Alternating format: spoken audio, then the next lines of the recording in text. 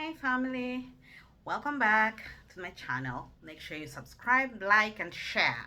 Each of you should bring me at least five, okay, three. Bring me three subscribers who like the topic that you just watched. Today I'm going to talk about friendship. So I am one of those people who I think I'm not sure, but I'm almost sure that there's something called an introverted extrovert. There needs to be something like that. So I am outgoing. I love going out. I love going to new places. I like meeting new people. But I'm also, I think from past experiences, I also keep to myself quite a bit. I don't open up as fast to people as I used to. And a few weeks ago, I had a bit of, well, I don't know, what do I call a rant? Because I called one of my friends and I was complaining to her about how I feel like I'm always the one reaching out to some certain groups of friends. I mean, it's like I felt like it was a like I have some friends who it's a one-sided friendship, and for me it was I don't know, it was getting frustrating because I kept feeling, oh, is it that they don't like me? Am I insisting on this friendship? And then I remember that I'm 40 years old and I'm an adult and I need to look at things from a different perspective. So, cheers to my tea. So I got to thinking about it, and so that's what this video is about today. I think over the years I have learned I get hurt very easily, and I have learned that there are kind of different types of friendships, and you cannot expect the same thing from every single friend that you have. Some friends are there for a season, some friends are there for a reason, some friends are there forever, and you can add or subtract a few things here and there to the friendship, but you cannot force a friendship to be something more than it is. So, for example, our relatives are our friends, like your sisters, your cousins, they're your friends, but you are born into that friendship. You do not. So, there are things I have, for example, relatives who I like. I can talk to them, but I can't confide in them. I'd rather keep my private life to myself because we just don't get along that way. Um, and then there are some, but they're also, but I can still rely on them when I need something. Like if I call them and if they call me, we are there for each other, but we just don't have that kind of close friendship where we know every bit of what's going on in everybody's life.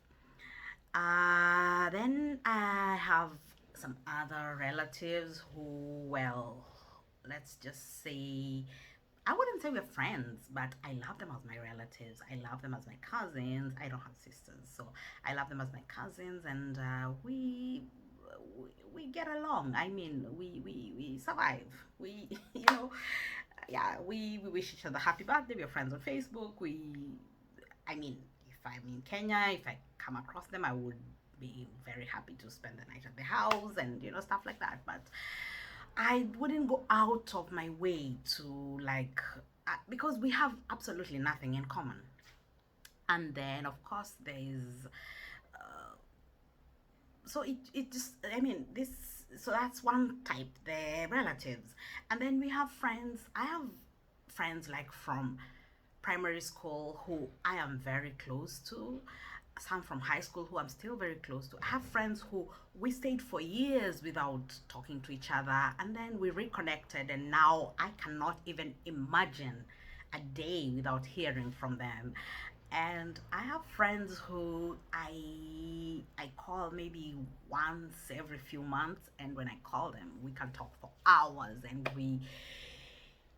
I can say one of my best friends who I named my daughter after, we don't even call each other that much, funny enough. Well, I mean, before COVID happened, we see each other once a year. We used to make a conscious effort to actually visit each other once a year. But well, now COVID, so we haven't kind of seen each other since 2019. But I I call her every time there's something major in my life. She calls me every time there's something major in her life.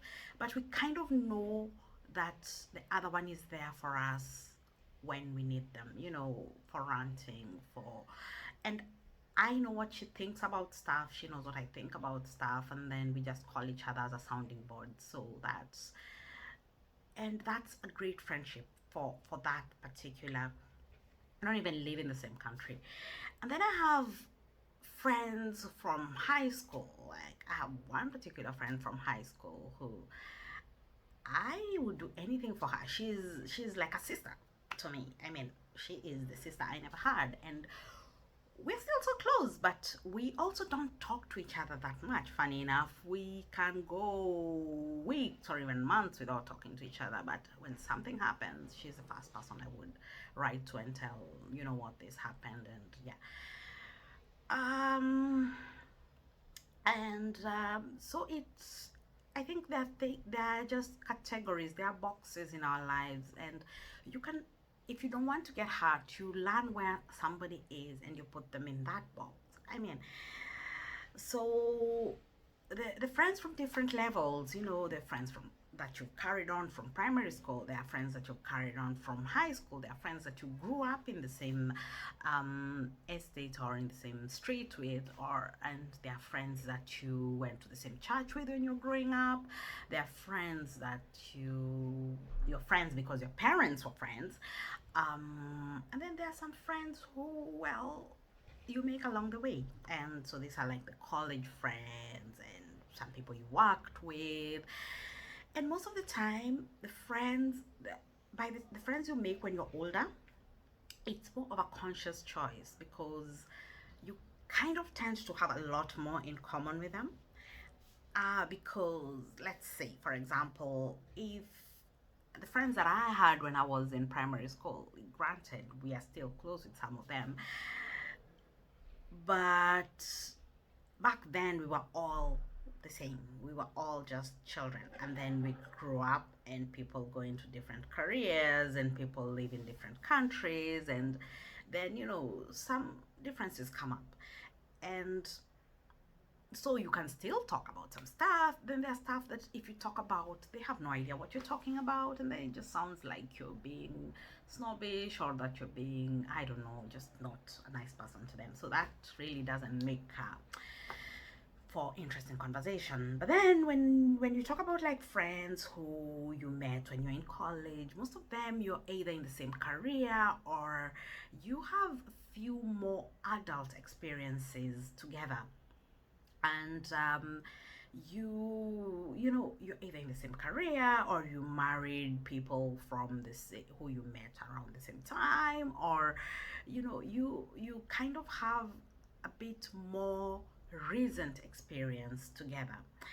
And so you have more to talk about. So it's, and then there are friends that you met in different jobs. So some people you meet them as colleagues, and when you leave that job you don't even remember their names. I have a few of those.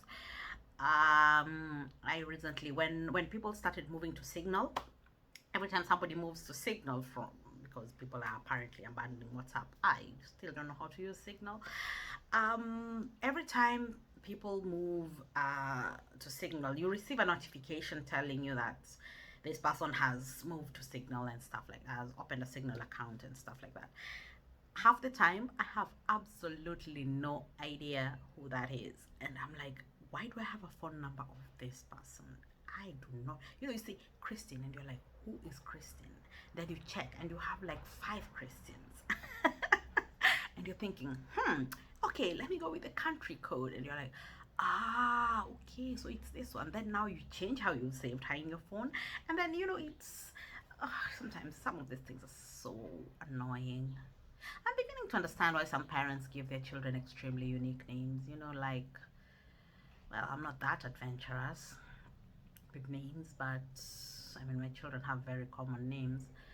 But I think naming a child something like, I don't know, what am I looking at right now? I'm looking at a flat. So if I name my child High Rise, or construction sites or Alps. Oh, nice name, Alps. Anyway, so basically, you get all these people that you maybe met once or twice, exchanged numbers, connected a few times, and then there was just nothing else in common. But they're still, you still stay in touch. And then, of course, we have the good old fashioned social media friends. Now, did I just say old fashioned? They're not old fashioned, they're very new. Social media is very new. I mean, I have people who I met during the high five days, and we are still friends. For those who do not know what high five is, it is way before. Oh, well, it was after MySpace, in between MySpace and Facebook. Well, Facebook and MySpace kind of interlinked. I will give you my social media journey in another video. That's another idea I've come up with. But yeah, so yeah, but I mean, there are people that you met through. I have quite a lot of people who I have met through social media, and we've become such good friends. We've done projects together. I I feel like there are people who my life wouldn't be where it is if I hadn't met them. Even my career would never have happened if not for the people that I met through social media. So some of those people stick, you know, closer to you than your relatives and all those friends that you grew up with and everybody.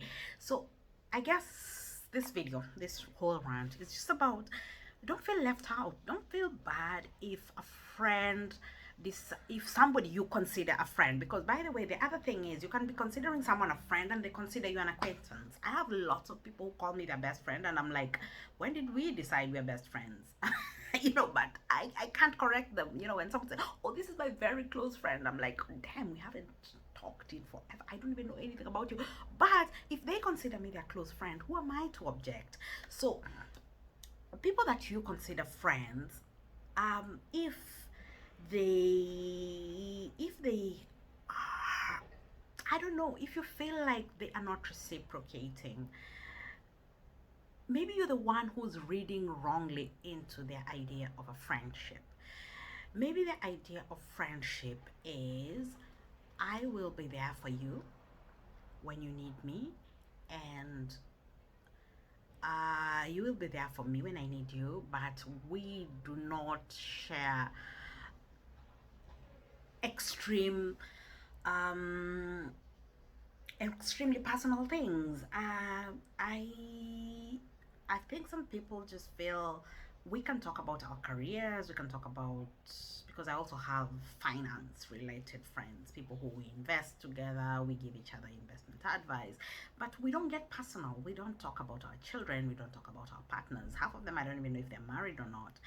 And I think it's okay. I've come to the conclusion that it's okay if somebody is your friend and you consider that person your friend. They do not have to be in every single part of your life. They do not have to be your sounding board for your career. They do not have to be the sounding board for your relationship. They do not have to be a sounding board for everything. But